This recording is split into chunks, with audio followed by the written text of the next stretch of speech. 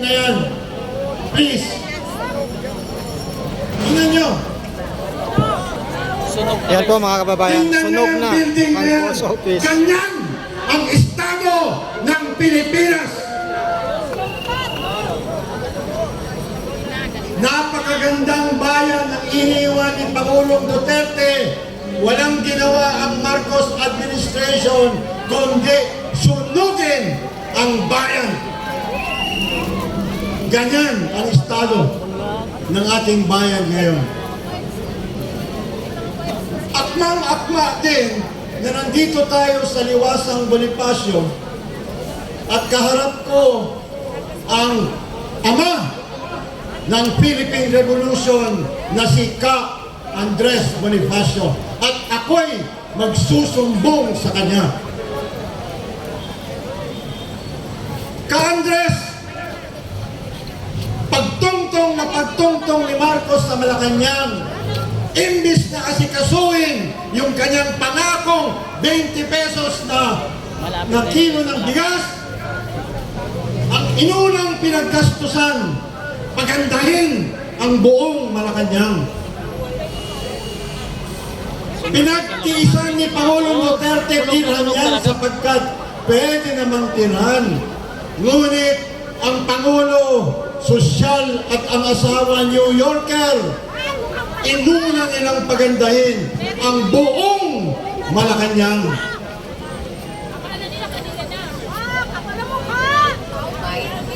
Akala ko doon lang magtatapos yung kanilang edifice complex. Pero dinagdagan pa.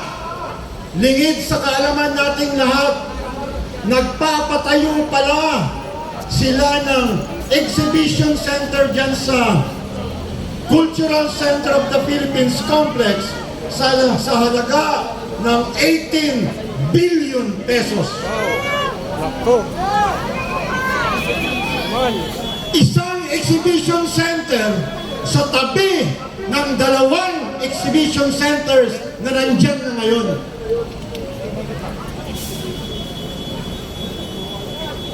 Akala ba natin dito nagtatapos? Hindi. At gusto kong tandaan ninyo yung halaga ng edipisyo na yan na 18 billion. Sa Clark Air Base, malapit sa Clark International Airport, magtatayo sila ng isang stadium na kuno handa para sa isang concert ni Taylor Swift. Sa halagang nakakagimbal na 32 billion. O ngayon, tumigil lang tayo dyan kasi hanggang 5 minuto lang ako eh.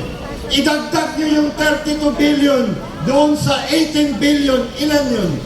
50 billion. Anak ng tinapa, meron pala silang 50 billion para sa mga ganong klaseng karangyaan. Bakit wala silang pera sa pagtustos para magkaroon ng food security ang ating bayan?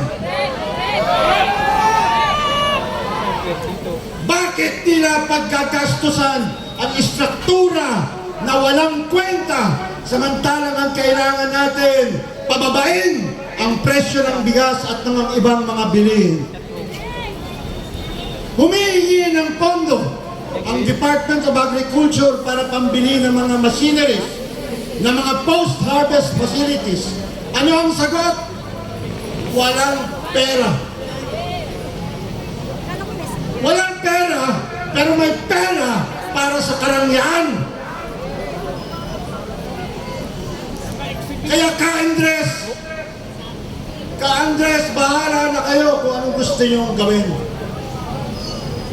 Pero ang sa akin lang,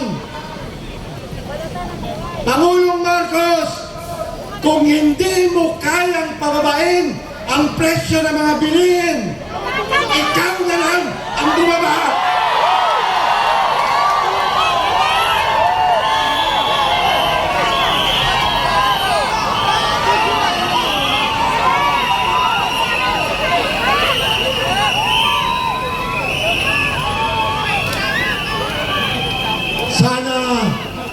Sana marinig ng Pangulo yung ating mga hinaing.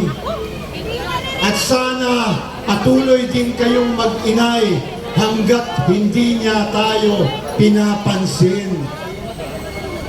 Maraming salamat po sa inyong lahat.